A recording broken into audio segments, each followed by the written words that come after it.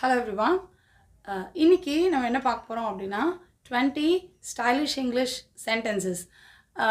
இது எதுக்கு அப்படின்னா நிறைய பேர் கேட்பாங்க, இங்கிலீஷ் வந்து ஸ்டைலிஷாக பேசணுன்னா எப்படி பேசணும், நிறைய பேர் ரொம்ப ஸ்டைலிஷாக பேசுகிறாங்க அப்படின்னு சொல்லுவாங்க. அது வேறு ஒன்றும் கிடையாது. நம்ம நார்மலாக பேசுகிறத விட கொஞ்சம் வார்த்தைகளை வேறு மாதிரி யூஸ் பண்ணுறோம் அப்படின்னா அது வந்து கொஞ்சம் ஸ்டைலிஷாக தெரியும் நமக்கு.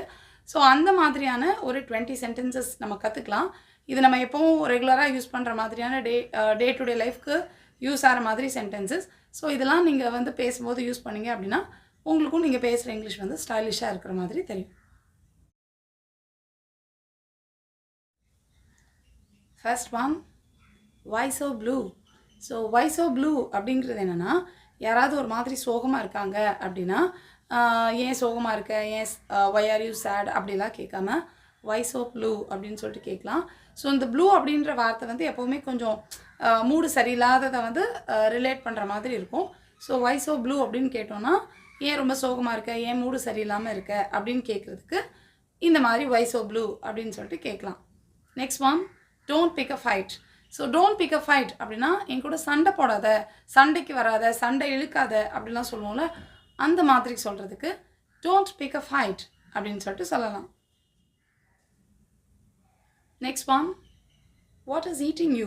So what is eating you அப்படிங்கிறது என்னென்னா, இதுவும் அதே மாதிரி தான், கொஞ்சம் ஏன் மூடு சரியில்லாமல் இருக்க, ஒரு மாதிரி இருக்க அப்படிலாம் கேட்குறது தான் வாட் இஸ் ஈட்டிங் யூ அப்படின்னு கேட்கலாம். அதாவது உன் மைண்டில் வந்து ஏதாவது ஒரு விஷயம் உன்னை ரொம்ப டிஸ்டர்ப் பண்ணுதா, உன்னை எது டிஸ்டர்ப் பண்ணிகிட்டே இருக்குது, ஏதாவது ஒன்று யோசிச்சிட்டே இருக்கிறோம் அப்படின்னா நம்ம மனசு வந்து ஒரு மாதிரி டிஸ்டர்ப்டாக இருக்கும், முகத்தில் தெரியும் அது எது ஒன்று டிஸ்டர்ப் பண்ணுது அப்படின்னு கேட்குறதுக்கு வாட் இஸ் ஈட்டிங் யூ அப்படின்னு சொல்லிட்டு கேட்கலாம். Next one, if you like. So if you like அப்படிங்கிறது என்னென்னா, ரொம்ப ஷார்ட்டாக நம்ம சொல்கிறோம். யாராவது ஒரு விஷயம் வந்து நம்மக்கிட்ட வந்து இதை நான் செய்யட்டுமா அப்படின்னு கேட்குறாங்க அப்படின்னா, உனக்கு பிடிச்சிருந்தா செய் அப்படின்னு நம்ம சொல்லுவோம்ல, உனக்கு பிடிச்சிருந்தா செய் அப்படின்னு சொல்கிறதுக்கு தான் இஃப் யூ லைக் அப்படின்னு சொல்லிட்டு சொல்லலாம். இஃப் யூ லைக் அப்படின்னா உனக்கு பிடிச்சிருந்தா அப்படின்ற மாதிரி. அது வந்து நம்ம திரும்ப டூ இட் அப்படிலாம் சொல்லணும்னு அவசியம் இல்லை. இஃப் யூ லைக் அப்படின்னு சொன்னாலே போதும், அது வந்து புரிஞ்சிடும். அவங்க கேட்குற கேள்விக்கு நம்ம பதில் சொல்கிற மாதிரி. செய்யட்டுமான்னு கேட்க உனக்கு பிடிச்சிருந்தா செய் அப்படின்னு சொல்கிறதுக்கு இஃப் யூ லைக் அப்படின்னு சொல்லிட்டு சொல்லலாம். Next one, I told you so. So I told you so அப்படின்றது வந்து எப்போ நம்ம சொல்லலாம் அப்படின்னா, நான் ஏற்கனவே இதை தான் சொன்னேன், இப்படி ஆகும்னு சொன்னேன்ல, ஒரு ஏதாவது ஒரு விஷயத்துக்கு வந்து நம்ம வந்து ஒரு வார்னிங் கொடுத்துருப்போம், இந்த மாதிரி செய்யாத, இது கொஞ்சம் சரியாக வராது, தப்பாக தான் ஆயிரும், அந்த மாதிரிலாம் ஏதாவது சொல்லியிருப்போம். பட் நம்ம பேச்சை கேட்காம அவங்க செஞ்சுருப்பாங்க, செஞ்சு அது வந்து தப்பாக இருக்கும். இதை தான் நான் சொன்னேன் ஏற்கனவே உன்ட்ட, வேண்டான்னு இது தான் நான் சொன்னேன் அப்படின்னு சொல்லுவோம்ல, இந்த மாதிரி இது தான் நான் சொன்னேன், இதுக்கு தான் நான் சொன்னேன், இப்படிலாம் சொல்கிறது தான் ஐ டோல்ட் யூ ஸோ அப்படின்னு சொல்லிட்டு சொல்லலாம். Next one, I am sick of it. I am sick of it அப்படின்னா எனக்கு வந்து இது பிடிக்கவே இல்லை அப்படின்னு சொல்கிறதுக்கு. இப்போ சிக் அப்படின்னா நமக்கு தெரியும், இந்த இல்னஸ் தான் சொல்லுவோம், உடம்பு சரியில்லாத விஷயத்தை தான் வந்து சிக் அப்படின்னு சொல்லுவோம். பட் அதே இது நமக்கு பிடிக்காத விஷயத்துக்கும் வந்து இந்த மாதிரி சொல்லலாம். I am sick of it அப்படின்னா எனக்கு வந்து இந்த விஷயம் பிடிக்கவே இல்லை, ரொம்ப போரிங்காக இருக்குது, இல்லை எனக்கு பிடிக்கவே இல்லை, சுத்தமாக பிடிக்கலன்னா I am sick of it அப்படின்னு சொல்லிட்டு சொல்லலாம். Next one, get to the point. So get to the point அப்படின்னா என்ன அர்த்தம்னா, யாராவது ரொம்ப சுற்றி வளைச்சி ரொம்ப நேரமாக பேசிகிட்டு இருக்கேன்னா ஓகே விஷயத்துக்கு வா அப்படின்னு சொல்லுவோம்ல, சரி விஷயத்துக்கு வா, என்ன சொல்ல வரையோ அதை சொல்லு அப்படிலாம் சொல்கிறதுக்கு கெட் டு த பாயிண்ட் அப்படின்னு சொல்லிட்டு சொல்லலாம். இது வந்து நீங்கள் பேசும்போதும் சொல்லலாம், இல்லை நீங்கள் யாராவது டெக்ஸ்ட் பண்ணிகிட்டு இருக்கிறாங்க வாட்ஸ்அப்பில் அப்படின்னா, அவங்க ஏதோ வேறு ஏதோ சொல்லிட்டு இருக்காங்க, ஓகே என்ன விஷயம் அதை முதல்ல சொல்லு அப்படின்னு சொல்கிறதுக்கு கெட் டு த பாயிண்ட் அப்படின்னு சொல்லிட்டு சொல்லலாம். Next one, it slip my mind. So it slip my mind அப்படின்றது என்னென்னா, எனக்கு மறந்து போச்சு அப்படின்னு சொல்கிறது தான் வந்து இட் ஸ்லிப் மை மைண்ட் அப்படின்னு சொல்லலாம். இது வந்து மறந்து போச்சுன்னு சொல்கிறத விட, ஐ ஃபர்காட்னு சொல்கிறத விட இது இன்னும் கொஞ்சம் நல்லாயிருக்கும் கேட்குறதுக்கு. So it slip my mind, so கொஞ்சம் கூட எனக்கு ஞாபகமே வரல, இது கொஞ்சம் கூட என் மனசுலேயே இல்லை, இது நினைக்கவே இல்லை, அப்படியே எனக்கு சுத்தமாக மறந்து போச்சு அப்படிலாம் சொல்கிறதுக்கு இட் ஸ்லிப்ட் மை மைண்ட் அப்படின்னு சொல்லிட்டு சொல்லலாம். Next one, answer the door. So answer the door அப்படின்னா யாராவது ஒருத்தர் வீட்டு கதவை தட்டுறாங்க அப்படின்னா போய் கதவை தர அப்படின்னு சொல்கிறதுக்கு யாருன்னு பாரு, கதவை தர இப்படியெல்லாம் சொல்கிறதுக்கு ஆன்சர் த டோர் அப்படின்னு சொல்லிட்டு சொல்லலாம். Next one, help your self. Help your self அப்படின்றது என்ன அர்த்தம்னா, நீயாவே ஒரு வேலையை செஞ்சுக்கோ அப்படின்னு நம்ம சொல்கிறது தான் ஹெல்ப் யுவர் செல்ஃப் அப்படின்னு சொல்கிறோம். நீயாவே செஞ்சுக்கோ, டூ இட் யுவர் செல்ஃப் இப்படிலாம் சொல்கிறத விட ஹெல்ப் யுவர் செல்ஃப் அப்படின்னு சொன்னால் உனக்கு நீயாவே உனக்கு தேவையானதை செஞ்சுக்கோ அப்படின்னு சொல்கிறதுக்கு இது வந்து ரொம்ப கேட்குறதுக்கு நல்லாயிருக்கும். சாதாரணமாக டூ இட் யுவர் செல்ஃப் அப்படிலாம் சொல்கிறதுக்கு ரொம்ப ஒரு அட்வான்ஸ்டாக தெரியும். ரொம்ப ரொம்ப நல்லா இருக்கும் கேட்குறதுக்கு. ரொம்ப அழகாக நம்ம இங்கிலீஷ் பேசுகிற மாதிரி இருக்கும் இந்த மாதிரியான சென்டென்சஸ்லாம் யூஸ் பண்ணோன்னா. ஸோ யார்கிட்டையாவது நீயா செஞ்சுக்கோன்னு சொல்கிறதுக்கு ஹெல்ப் யுவர் செல்ஃப் அப்படின்னு சொல்லிட்டு சொல்லலாம். Next one, be an early bird. So be an early bird அப்படின்னா ஏதாவது ஒரு விஷயத்துக்கு சீக்கிரமாக வந்துரு, நீ வந்துரு, நீ நாளைக்கு கண்டிப்பாக நீ ரொம்ப சீக்கிரம் வரணும், உனக்கு ரொம்ப வேலை இருக்குது, நீ ரொம்ப சீக்கிரம் வந்துடணும் அப்படின்னு ஒரு விஷயம் ஒருத்தங்கிட்ட சொல்கிறதுக்கு பி அன் ஏர்லி பேர்ட் அப்படின்னு சொல்லலாம். அதாவது ஏர்லி பேர்ட் அப்படின்னா அதாவது முக்கியமாக நமக்கு தெரியும் பறவைகள் தான் ரொம்ப சீக்கிரமாக காலையில் எந்திரிப்பாங்க அப்படின்னு. ஸோ யாருமே ரொம்ப சீக்கிரமாக எந்திரிக்கிறவங்கள எந்த விஷயத்தையும் சீக்கிரமாக செய்கிறவங்கள வந்து நம்ம அந்த பேர்டுன்ற ஏர்லி பேர்ட் அப்படின்ற அந்த ஒரு வார்த்தையோடு நம்ம கம்பேர் பண்ணலாம். ஸோ சீக்கிரமாக வான்னு ஒருத்தங்களை சொல்கிறதுக்கும் பி அன் ஏர்லி பேர்ட் அப்படின்னு சொல்லிட்டு சொல்லலாம். Next one, lucky you. So lucky you அப்படின்ற எக்ஸ்ப்ரெஷன் எதுக்கு அப்படின்னா, ஹே அதிர்ஷ்டக்காரன்டா நீ அப்படின்னு யாரையாவது சொல்லணும் அப்படின்னு நினச்சோன்னா ஹே லக்கி யூ அப்படின்னு சொல்லலாம்.